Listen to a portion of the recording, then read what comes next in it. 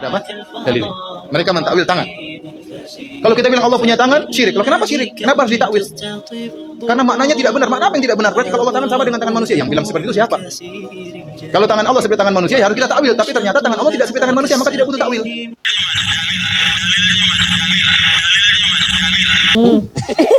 Kok pintermu keblinger toh? Orang Salafi itu punya pandangan begini, Pak. Allah itu punya tangan, tapi tangannya nggak seperti tangan kita. Tapi kan sama-sama tangan gitu pada akhirnya. Ada menisbatkan bagian kepada Tuhan. Sementara akidah tauhid itu, qul huwallahu ahad itu, di antara makna ahad la yatajassa, tidak terbagi.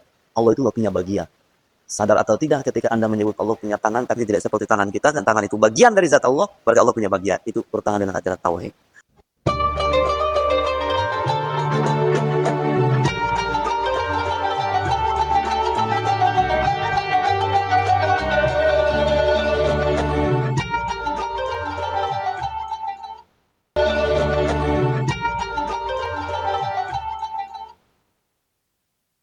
Assalamualaikum warahmatullahi wabarakatuh. Bismillahirrahmanirrahim. Alhamdulillahirabbil alamin. Wa bihi nasta'in ala umri dunya waddin. Assalatu wassalamu ala asyrofil anbiya'i wal mursalin. Sayyidina Muhammadin wa ala alihi washabihi ajmain. Amma ba'du. Bapak Ibu sahabat Cahayati yang dirahmati Allah, di kesempatan kali ini kita jumpa lagi dengan kami di channel YouTube kami Cahayati 80. Mudah-mudahan kita senantiasa mendapatkan lindungan dan rahmat dari Allah, mendapatkan taufik dan hidayahnya, mendapatkan ridho dan inayahnya, dimudahkan segala urusannya, dilancarkan isinya dan dikabulkan hajatnya. Amin ya rabbal alamin. Tak lupa kami ucapkan terima kasih kepada Bapak Ibu pemirsa, sahabat yang telah mendukung dan subscribe kami. Jazakumullah ahsanul jaza. Dan bagi pemirsa yang baru menemukan channel kami, baru bergabung, silahkan klik tanda tombol subscribe-nya, nyalakan tanda loncengnya, klik tanda jempolnya, dan tinggalkan komentar di bawah video ini. Bapak Ibu sahabat Cahayati yang dirahmati Allah, di antara keyakinan orang-orang Wahabi yang mana mengenai Salafi ini adalah meyakini Allah mempunyai tangan, meyakini mempunyai anggota badan. Dan keyakinan ini dinisbatkan kepada ulama salaf. Mereka mengaku manhaj salaf, pengikut ulama salaf. Padahal keyakinan ini adalah keyakinan atau akidah yang dibangun oleh Imam Ibnu Taimiyah. Dan Imam Ibnu Taimiyah itu bukan ulama salaf, tapi beliau itu adalah ulama khalaf. Dan keyakinan Ibnu Taimiyah itu ditentang oleh ulama-ulama salaf, oleh ulama-ulama Ahlussunnah wal Jamaah. Berikut ini penjelasan dari Ustadz Nuruddin tentang keyakinan Ahlussunnah wal Jamaah yang membantah tidak sesuai dengan keyakinan Wahabi. Mari kita simak penjelasannya. Ada apa? Dalil. Mereka mentakwil tangan. Kalau kita bilang Allah punya tangan, syirik. Loh, kenapa syirik? Kenapa harus ditakwil? Karena maknanya tidak benar. Makna apa yang tidak benar? Berarti kalau Allah tangan sama dengan tangan manusia. Yang bilang seperti itu siapa? Kalau tangan Allah seperti tangan manusia, ya harus kita takwil. Tapi ternyata tangan Allah tidak seperti tangan manusia, maka tidak butuh takwil. Untuk orang-orang awam seperti kita, cukup meyakini hal-hal mendasar menyangkut sifat Allah Subhanahu wa taala. Bahwa Allah itu tidak bermula, tidak berangit, tidak serupa dengan makhluk, berada dengan dirinya sendiri, yaitu Esa, Maha Kuasa, Maha Berkehendak, dengan segala dalilnya yang dipelajari di sifat 20 itu sebenarnya sudah lebih dari cukup. Menyangkut ketuhanan.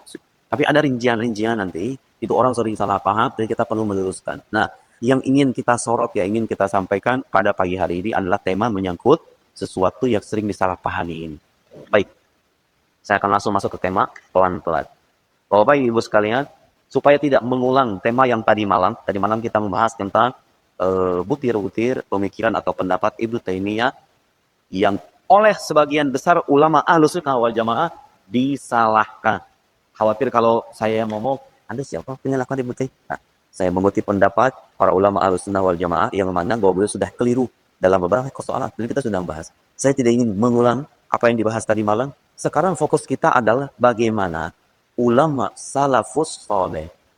Karena Ahlussunnah wal Jamaah ini adalah golongan yang berpegang teguh kepada sunnah Nabi Sallallahu Alaihi Wasallam, maksudnya jalan hidup Nabi, baik akidahnya, syariatnya, akhlaknya, mengikuti Nabi dan para sahabatnya, dan mereka lah ajaran yang diwariskan kepada mayoritas umat Nabi Muhammad Sallallahu Alaihi Wasallam. Jamaah itu artinya as-sawadul ma'allah.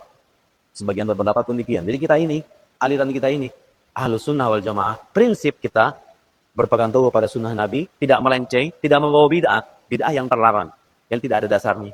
Kita tidak membawa bid'ah, tapi kita mengikuti sunnah Nabi, sekaligus ajaran yang diwariskan oleh salafus soleh. Dari kediam yang disimbolkan dengan kata jamaah itu. Masalahnya begini Pak, ada lagi nih satu kelompok salafi ini selalu mengklaim ajaran salafus soleh itu tidak seperti yang Anda pahami. Ajaran mereka mengaku mengikuti salafus soleh, kita mengaku mengikuti salafus soleh. Mana yang benar? Nah, itu jawabannya untuk orang-orang. Mana sebetulnya yang betul-betul mengikuti salafus saleh. Supaya dipahami dengan baik, saya perlu menjelaskan bagaimana pandangan orang-orang salafi, orang-orang salafi wahabi dan semacamnya, menyangkut masalah yang akan kita bahas ini. Kita membahas ayat mutasyabihat. Ayat mutasyabihat. Walladhi anzala alaikal kitaba minhu ayatun muhkamatun hunna ummul kitab. Allah Subhanahu wa taala menurunkan Al-Qur'an itu, ada Al-Fatihah sampai An-Nas itu, ada ayat yang dalam surat Al-Imran disebut muhkamat dan itu adalah induk dari Al-Qur'an. Artinya begini, Pak. Menurut kaidah penafsiran, bukan kata saya, kalau ada ayat mutasyabihat itu tidak mau harus dipahami berdasarkan ayat muhkamat. Muhkamat ini yang jelas, yang tegas maknanya. Tidak boleh tafsir. Tafsirannya itu gak banyak. Qul huwallahu ahad. Allahus samad. Lam yalid wa lam yulad wa lam yakul lahu kufuwan ahad. Dihafal semua muslim. Dan maknanya jelas banget. Katakanlah Allah itu Esa. Apa artinya Esa? Esa itu ya tidak punya bagian-bagian, tidak terbilang. Allahus samad. Allah tetap bergantung semua makhluk. Jelas banget. Artinya semua makhluk kudus sama Gusti Allah. Udah jelas itu. Itu contoh yang muhkamat. Lam yalid wa lam yulad. Tidak beranak, tidak diperanakan. Anak SD juga paham ini, Pak. Tidak beranak, tidak diperanakan. Udah selesai jelas itu. Wa lam yakul lahu kufuwan ahad. Tidak ada yang semisal, tidak ada yang serupa dengan Allah Subhanahu. Laisa kamitslihi syai'. Tidak ada sesuatu yang serupa dengan Gusti Allah. Itu juga jelas. Itu contoh ayat mukhal. Wa ukharu mutasyabihat, tapi yang lain ada ayat mutasyabihat. Mutasyabihat ini ayat yang samar maknanya. Jadi kalau kita membaca tentu dengan nalar orang dewasa ya. Oh, maknanya kok begini? Muncul pertanyaan-pertanyaan, ayat yang samar. Yadullah fawqa aydihim. Yadullah. Saya lihat di kamus, yad itu artinya tangan. Kalau begitu Allah punya tangan? Muncul pertanyaan. Wayabqa wajhu rabbik, dan kekalah wajah Tuhan. Ada kata wajah, terjemah hati. Yanzilu rabbuna ila sama'i dunya kullal laila. Tuhan kami yanzil turun. Terjemahan harfiahnya kan turun. Maksudnya apa? Itu contoh ayat-ayat mutasyabihat. Hadis atau ayat Al-Qur'an yang mutasyabihat, dan itu banyak. Gimana usah menjelaskannya? Udah selesai itu Pak sebenarnya. Penjelasannya udah banyak kalam ulama. Ulama Ahlussunnah wal Jamaah udah banyak mengarang kitab-kitab yang mentakwil dan memberikan penjelasan terkait ayat-ayat itu. Ada Imam Razi, ada Imam Abu Bakar Ibn Furad, ada Imam Baihaqi, ada Imam Fulan, banyak sekali. Kita nggak akan membahas itu ya. Saya ingin memberikan panduan dasar saja kepada orang awam bagaimana caranya kalau kita diragukan keyakinan kita dan kita harus membantah, tapi dengan bantahan yang simpel. Saya pengen ngajarin juga. Jadi jelas ada ayat muhkamat mutasyabihat. Berdasarkan keterangan Al-Quran sendiri, ayat muhkamat ini adalah induk Al-Quran. Berarti kalau kita memahami ayat mutasyabihat, nggak boleh lepas dari ini. Yadullah fawqa yadi. Kalau dimaknai tangan dalam arti yang sesungguhnya, tangan dalam arti sesungguhnya, nah orang salafi itu punya pandangan begini Pak. Allah itu punya tangan. Makna hakiki dari tangan. Jadi Allah itu punya tangan dalam arti yang hakiki. Perhatikan nih, beda supaya kita tahu. Bedanya akidah Ahlus Sunnah dengan mazhab Salafiyah, dengan seluruh penghormatan kita kepada mereka, bedanya kalau disebut kata tangan, atau nanti ketemu hadis-hadis yang lain tuh. Turunlah Allah kemudian, macam-macam itu kan. Punya begini, punya begitu. Kalau nemu ayat-ayat semacam itu, mereka akan memaknai secara zongin. Nah, Allah punya tangan dalam arti yang hakiki, tapi tangannya nggak seperti tangan kita. Lillahiyat la ka'aidina. Bila kait. Suka ada omongan gitu. Bila kait, tanpa bagaimana. Terus kalau Ahlus Sunnah bagaimana? Ketemu sama ayat-ayat begitu. Ahlus Sunnah wal Jamaah, salafus saleh, saya akan bacakan nanti ya. Nusus atau teks-teks dari ulama salafus saleh, sahabat, kemudian tabi'in atau tabi'ut tabi'in, yang menunjukkan bahwa mazhab Asy'ari lah yang sesuai dengan salafus saleh itu. Bukan mazhab mereka. Jadi jelas mazhab salafi itu mengkisbat. Bagi yang tidak paham mengkisbat, artinya mengakui makna zohir. Makna zohir itu makna yang langsung terlintas di benak kita gitu Pak. Disebut kata yad, ya tangan. Tangan artinya ya anggota tubuh. Anggota Allah itu seolah-olah kalau diperjelas nih, Allah punya anggota tubuh namanya tangan, tapi tangannya nggak seperti tangan kita. Ya tapi kan sama-sama tangan gitu pada akhirnya.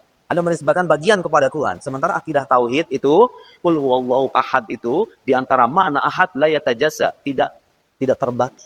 Allah itu nggak punya bagian.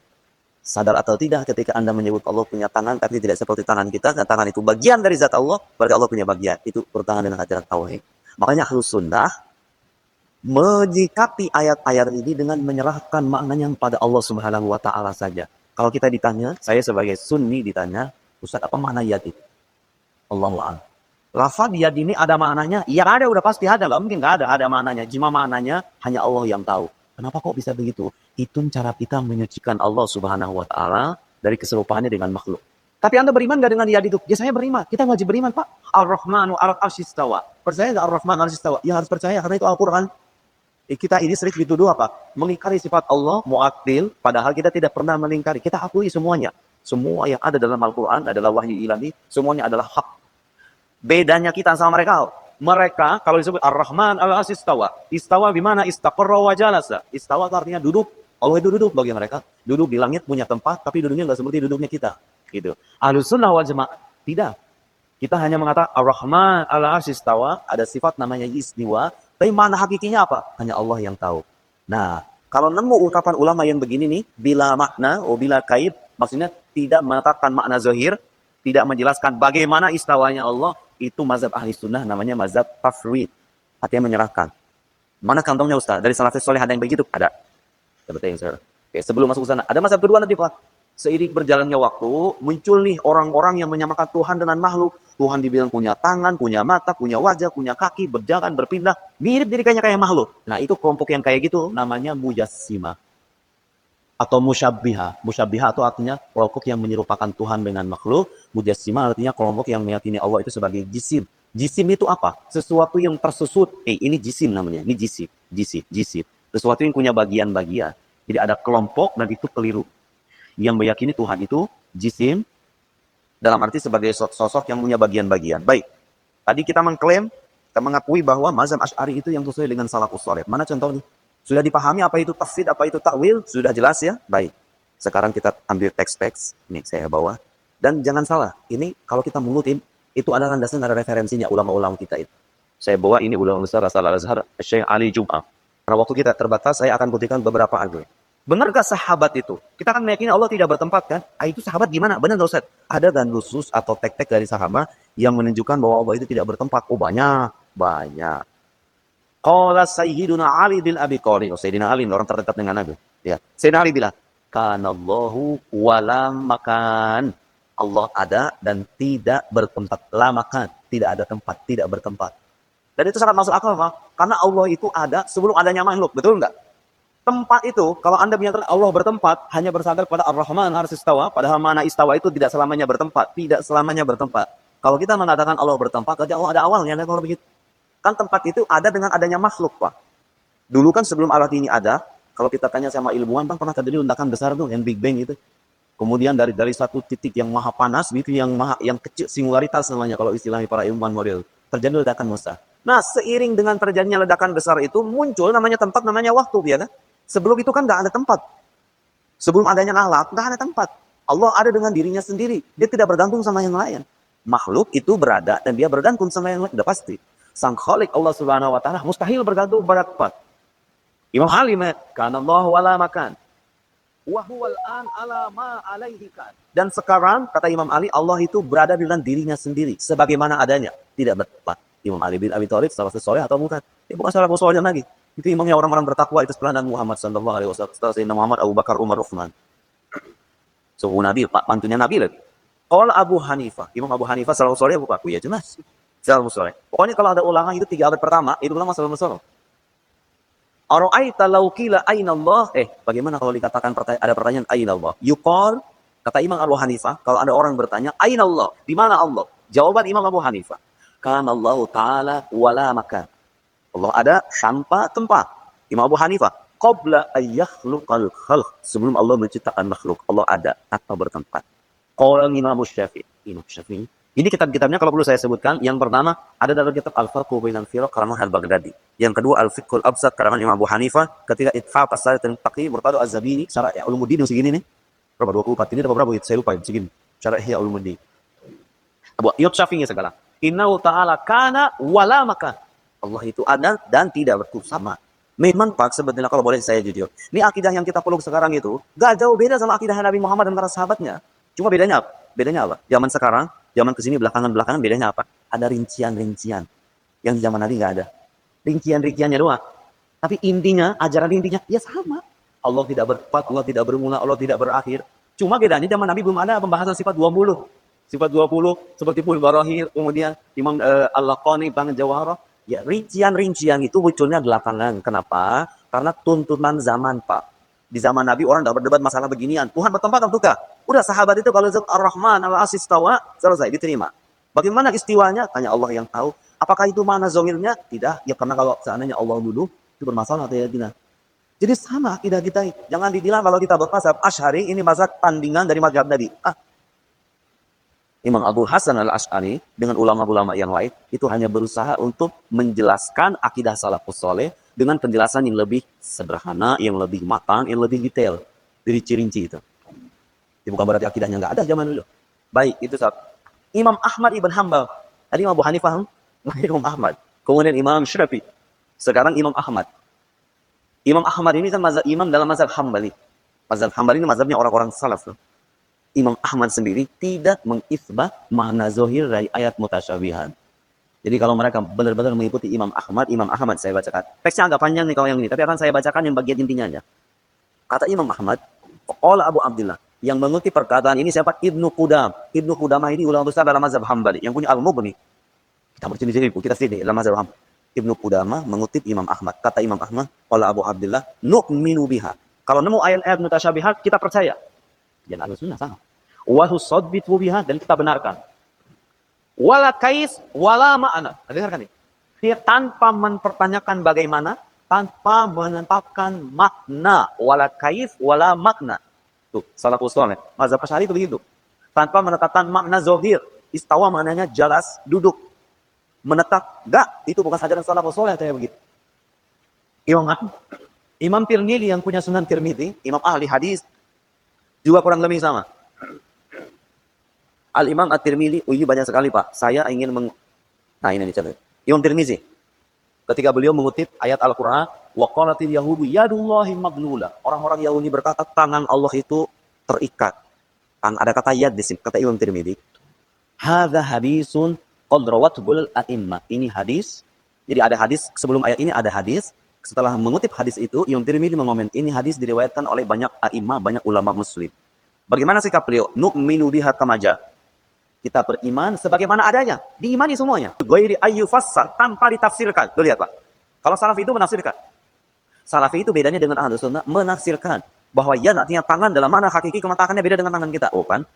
Imam Tirmidzi min ghairi ayyufassar, tanpa ditafsirkan. Karena kalau ditafsirkan, kalau kita sebutkan makna zahirnya, itu bermasalah. Wah, jadi sama dengan makhluk kalau begitu. Bukan tidak tahu gitu. Au ditawakka. Wa hakadha qala ghairu wahidin minal alimah. Dan berkata semacam ini lebih dari satu. Lebih banyak lagi ulama kata Imam Tirmidzi berpandangan seperti ini. Kalau nemu ayat begitu, tidak perlu ditafsirkan. Diimani sebagaimana adanya saja.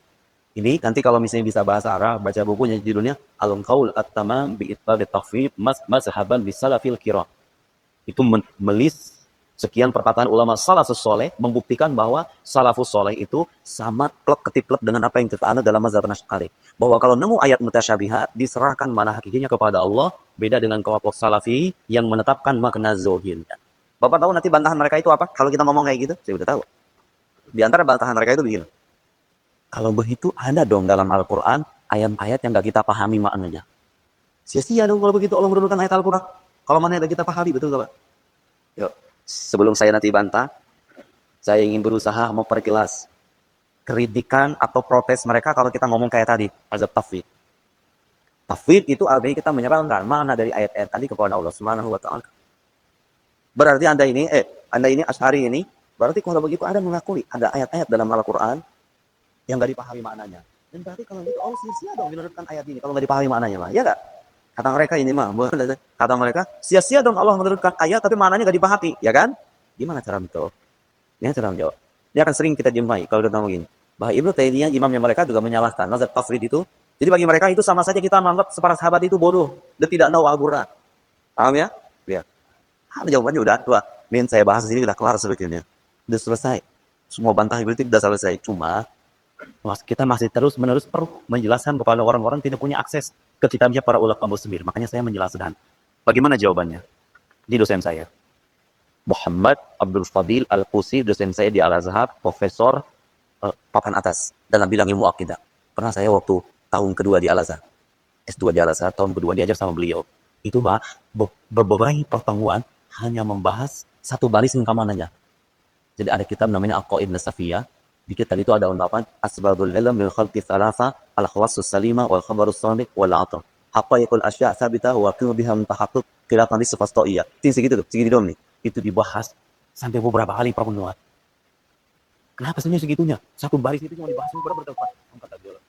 Hampir sebagian besar aliran-aliran menyimpang yang kita jumpai sekarang itu, mau yang di dalam maupun di luar gitu, itu ranwa tidak paham ungkapan ini. Subhanallah, ini saat itu. Dan saya tuh makin kesini makin mertu karena sering baca bukunya orang-orang aneh itu. Sampai kata saya benar juga. Orang kalau paham itu tuh ungkapan itu. Wa yaqul asya'i thabitan wal ilmu biha mutahaqqiq khilafan li sifastiyah wa asbabul ilm lil khalqi thalatha ala hawazus salima wal khabarus sadiq wal aql. Selesai itu semua aliran kelihatannya berlebihan. Tapi kita belajar subhanallah gitu. Ulama kita itu ngomong pendek, tapi kalau dijelaskan berlipat-lipat, wah itu bisa berhari-hari ngomong kayak gitu. Ulama kita itu, ulama Ahlus Sunnah wal Jamaah, Imam Nasafi, yang kemudian disyarah oleh Tabtazani. Baik, bagaimana jawaban dosen saya ini di Abdul Al-Qusi? Kalau seandainya ada orang mengatakan, Anda mazhab tafsir itu seolah-olah sia-sia dong Al-Quran diturunkan kalau begitu. Pertama harus saya jelaskan bahwa ayat-ayat mutasyabihat itu persentasenya sedikit dibandingkan dengan ayat-ayat yang jelas, yang bisa dipahami maknanya. Jadi kalau mau dibikin kategori nih, ayat-ayat dan hadis yang bisa dipahami maknanya dengan yang tidak bisa dipahami maknanya. Nih, ayat-ayat yang tidak bisa dipahami ini dikit sebetulnya persentasenya. Dan gak ada masalah, sowat gitu loh. Kalau memang Allah itu menyampaikan wahyu, beberapa di antaranya makna hakikinya nggak bisa dijangkau. Apa masalahnya? Allah memuji kita, memuji keimanan kita, begitu misalnya. Karena sebagian besar Al-Quran bisa dipahami maknanya, kan begitu. Kecuali gini Pak, yang sia-sia tuh gini. Al-Fatihah sampai An-Nas isinya itu adalah lafaz-lafaz yang maknanya nggak jelas, nggak bisa dipahami gitu. Ya itu baru sia-sia. Kalau Allah menurunkan kitab suci, sebagian besarnya bisa dipahami. Hanya ada beberapa ayat nih, kalau dipahami makna zahirnya bermasalah. Kali itu serahkan aja kepada Allah. Ya apa masalahnya gitu? Apa masalahnya? Kata guru saya, Aqua yang 100% murni mengandung mineral alami yang dibutuhkan oleh tubuh. sikap menyerahkan makna hakiki dari ayat mutasyabihat kepada Allah itu, kata guru kami, walaisa dzalika istijhalan. Itu bukan berarti kita menganggap salam suara itu bolo. Bukan. Wala tajhilan. Kama syannah Ibnu Taimiyah, sebagaimana yang disebutkan oleh Ibnu Taimiyah. Summa ma baluna naqshal istijhal wa tajhil wa jahlul basar bi asrihim bi haqiqati sifatihi ta'ala bal bi umuri ghairi sifat. Amrullah mahisu an. Ini dijawab beliau. Jawabannya cerdas. Kalau kritikan mereka kan apa? Kalau kamu menyerahkan makna ini kepada Tuhan dan mengaku bahwa ini maknanya tidak bisa dipahami, kata beliau, apa masalahnya? Oh manusia itu, Bapak tahu nggak ayat-ayat huruf qot'ah? Alif, lam, mim, ha, mim, ain, sin, qaf, toha, yasin. Bapak tahu penjelasan para mufassir menyangkut huruf qot'ah ini bagaimana? Allahu a'lam bimuradi. Hanya Allah yang tahu makna dari guru-guru pilih. Betul nggak Pak? Artinya orang Salafi sendiri mengakui ada bagian dari ayat Al-Quran yang nggak dipahami maknanya. Ya kan? Di antara contohnya itu huruf qot'ah, huruf alif, lam, mim maknanya apa? Jumhur mufassirin. Alif, lam, mim, ham, mim, ain, sin, qaf, ta, sin, toha, itu semuanya, bukan semuanya. Jumhur atau mayoritas mufassir bilang itu ayat yang nggak bisa dipahami makna hakikinya. Tuh, ada berarti kan? Itu masalahnya apa? Kalau kita nunggu ayat mutasyabihat, Ar-Rahman dan Al-Istawa, dia Allah, Pak Edi, kita juga menjelaskan maknanya kepada Allah. Sama-sama aja kan? Saya kan? Jelas ya? Kemudian kata beliau, walaisal jahal fi maqamil uluhiyah illa al-ilm nafsuh. Wa illa fama makna ibarat Imam Malik al-ajzu anil idrak wa idrak. Ketidaktahuan kita tentang sifat Allah itu bukan kebodohan sebetulnya. Justru itulah pengetahuan yang hakiki tentang Allah. Maksudnya begini, Pak. Kita ini kalau ditanya nih, Anda tahu enggak hakikat Allah? Kita ini. Kita kan menyembah Allah nih. Tiap hari kita siang pagi malam Allahu Akbar sami Allahu liman hamidah menyebut Allah. Tapi kalau ada yang nanya sama kita, tahu hakikat Allah enggak? Tidak ada Pak yang bisa membuat orang tahu hakikat Allah itu. Allah itu bisa dipahami berdasarkan sifat-sifatnya yang ada dalam kitab suci kita, ada dalam penjelasan para ulama kita. Wujud dalam sifat-sifatnya. Hakikatnya tahu nggak? Enggak. Ketidaktahuan kita tentang Allah, itulah pengetahuan sejati tentang Allah. Begitu sebetulnya. Maksudnya begini, kalau emang kita mengaku nggak tahu, ini makna tangan apa ya? Kita mengaku nggak tahu, itu bukan masalah. Memang sejak awal, manusia itu nggak akan mampu mengetahui hakikat-hakikat sifat Allah dan zat Allah itu. Itu kalau kita nggak mampu mengetahui, ngapain kita bahas ilmu akidah? Akidah itu dibahas tujuannya apa? Supaya manusia mengenal Allah dalam batas kemampuannya sebagai manusia. Supaya nggak buta-buta amat tentang Tuhan gitu loh. Dikasih tahu ini loh penjelasan. Tapi yang dikasih ke kita itu, penjelasan kita itu bukan penjelasan, bukan hakikat Allah. Itu sifat-sifat Allah yang dijelaskan kepada kita supaya kita mengenalnya dalam batas kemampuan kita sebagai manusia, bukan hakikatnya. Jadi kalau kakak bilang, wah Anda menyebut Tuhan itu berbuat sia-sia dengan berurutan lafaz-lafaz yang tidak dipahami, Anda menuduh salafus soleh itu orang bodoh karena mereka tidak paham. Kita tidak mengatakan salafus soleh tidak paham, Pak. Kita hanya mengatakan ayat-ayat ini ada maknanya. Ada maknanya. Salafus soleh dan kita golongan Ahlus Sunnah hanya saja menyerahkan makna hakiki ini kepada Allah karena itu adalah tebus kebencian kita terhadap Allah dari hal-hal yang tidak pantas. Masa Tuhan duduk sih? Masa Tuhan punya tangannya kayak apa? Meskipun dibilang tangannya nggak seperti tangan kita, tapi kan kurang pantas saja. Masa Tuhan punya bagian-bagian? Itu satu. Kemudian ada lagi jawaban yang bagus nih Pak. Ada jawaban bagus. Nah, saya tadi udah menulis beberapa karena ini kita titis. Tapi kalau misalnya mau dibahas ini bisa bermajlis-majlis. Kenapa salafus soleh itu gak mau mengakui makna zahir dari ayat-ayat mutasyabihat? Kenapa kita ahli sunnah ini bertafwid, menyerahkan makna hakikatnya kepada Allah Subhanahu wa Ta'ala?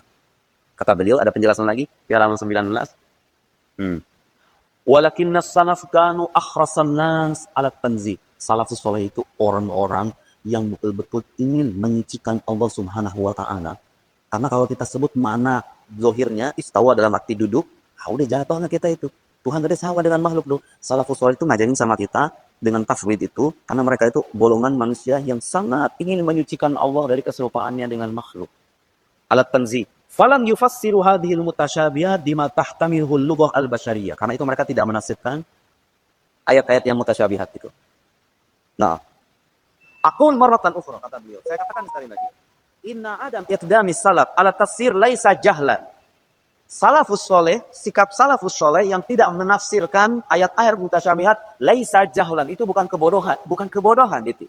Bidalalatil alfat wala huwa nasyun lima yaliqu bihi subhana. Juga bukan menafikan sesuatu yang layak bagi Allah, bukan menafikan sifat yang layak bagi Allah, bukan kebodohan, bukan penafian. Bal huwa ijlalul qadar. Justru itu adalah pengagungan atas Allah Subhanahu wa Ta'ala. Kalau kita ngomong begitu itu pengagungan kepada Allah. Min tadakhuri tafsiril lughawil bashari bima huwa alaihi min naqsin wa qusur. Karena bahasa itu punya keterbatasan dan kekurangan. Kita pengen menyucikan Allah dari kekurangan itu. Kalau disebut kata yad, makna yad yang hakiki itu adalah anggota tubuh. Terus Anda bilang Allah punya yad, tapi yadnya tidak seperti yad kita. Makna yadnya makna hakiki, berarti Allah punya anggota tubuh namanya yad, tapi beda dengan yad kita. Ya sama dengan pada akhirnya. Ujungnya punya tangan, punya bagian-bagian. Gak jadi tauhid, gak jadi wahid ketika itu. Karena ajaran tauhid tidak mengakui keterbagian Allah, tidak mengakui keterbilangan Allah Subhanahu wa Ta'ala. Enaknya mah habis langsung tanya jawab ya Pak ya. Betul nggak? Biar gak pusing-pusing amat. Saya kira cukup lah ya sebagai pengantar. Atau mau dilanjut Pak? Cukup ya? Beliau menjelaskan lagi aqwal salafus soleh. Yang tadi saya sebut tadi cuma 4 tokoh aja. Tapi kalau disuruh minta, mana lagi Ustaz? Saya pengen dengar lagi. Salafus soleh yang bilang kalau nemu ayat mutasyabihat itu tidak perlu dijelaskan makna zahirnya, serahkan aja kepada Allah. Banyak sahabat. Subhanallah. Walhasil saudara-saudara sekalian, bapak-bapak ibu sekalian, kesimpulannya adalah mazhab Ahlus Sunnah wal Jamaah dalam menyikapi ayat mutasyabihat itu 2 macam. Satu mazhab tafwid, menyerahkan kepada Allah Subhanahu wa Ta'ala. Nah, berhubung Pak, sekarang ini zaman sekarang zaman medsos sekarang ini, itu saya ngelihat, saya membaca dan saya menyimak. Bahkan terakhir yang saya simak itu ada video Salafi bilang, orang yang berada di pesawat itu lebih dekat dengan Tuhannya ketimbang yang di bumi. Karena Tuhannya ada di sana. Saya tidak menelitikan itu. Orang berjenggot panjang itu. Ayat itu videonya tersebar itu. Orang Saudi apa orang mana saya nggak tahu. Padahal tahu apa? Ada hadis Nabi yang menyebutkan akramayal wunu bilawul wa wasajid. Momen terdekat kita dengan Allah itu kapan Pak? Kalau dalam hadis ketika kita sujud Pak. Sujud kemana? Ke apa sendiri Allah? Saya Allah ini berapa ke sini? Sujud ke bawah. Sebagai bukti Allah itu bukan di atas dalam arti duduk di sono. Dan kalau nemu ungkapan dalam mazhab Ahlus Sunnah ada ungkapan fis sama, al-fawqas sama, Allah itu di atas dalam arti kedirimukan bukan tempat. Sedangkan itu Pak, sebetulnya kita memahami kalau nemu ayat fis sama Allah di langit bukan berarti di langit, dalam arti Allah itu berada di atas langit, menguasai langit, dia tidak bertempat di langit, tapi kekuasaannya itu mencakup alam semesta dan di atas langit. Sama kayak begini, di atas dalam arti kecakapan sehari-hari kita orang Indonesia ini, presiden di atas gubernur. Kan bukan berarti presiden ada di sana, gubernur ada di sini. Kedudukannya maksudnya, kedudukannya. Kalau dibilang presiden di atas gubernur, ya kedudukannya. Nah, Ibnu Taimiyah dan kelompok-kelompok Salafi, bukan Ibnu Taimiyah jadi satu tembunya jadi enggak. Kalau disebut kata di atas fauqiyah hakikiyah, la fauqiyah terrupa. Di atas dalam arti yang hakiki. Ibn bilang Allah itu punya batasan, seperti yang kita bahas tadi malam. Saya kira itu sebagai pengantar, mudah-mudahan bermanfaat. Oke, tadi saya bilang, berhubung kita berhadapan dengan orang-orang semacam ini sekarang, maka beberapa ulama ahlu sunnah menekung mazhab takwil. Subhanallah. Takwil sendiri ternyata ikut ajaran salafus saleh. Ternyata ada datanya. Bahkan guru kami itu menulis kita namanya takwilus salaf li sifatillah. Takwil generasi salaf atas sifat-sifat Allah. Walhasil tafwid, takwil sama-sama punya pijakan dari salafus saleh, sama-sama punya dalil dari Al-Qur'anul Karim dan argumen-argumen rasional. Itulah kita. Itulah mazhab Ahlus Sunnah wal Jamaah yang senantiasa menggabungkan antara nas, antara wahyu dengan akal. Karena akal ini adalah cara kita mengenal Allah. Kalau tidak kesampingkan tipu akal, kita akan kesusahan untuk mengenal kita. Sahabat Cahyati, Bapak Ibu yang dirahmati oleh Allah, demikianlah konten yang kami persembahkan pada kesempatan hari ini. Mudah-mudahan bermanfaat, menjadi tambahan wawasan, tambahan pengetahuan bagi kita bersama. Amin ya rabbal alamin. Dari kami kurang lebihnya mohon maaf. Hadzallahu yakum. Wassalamualaikum warahmatullahi wabarakatuh.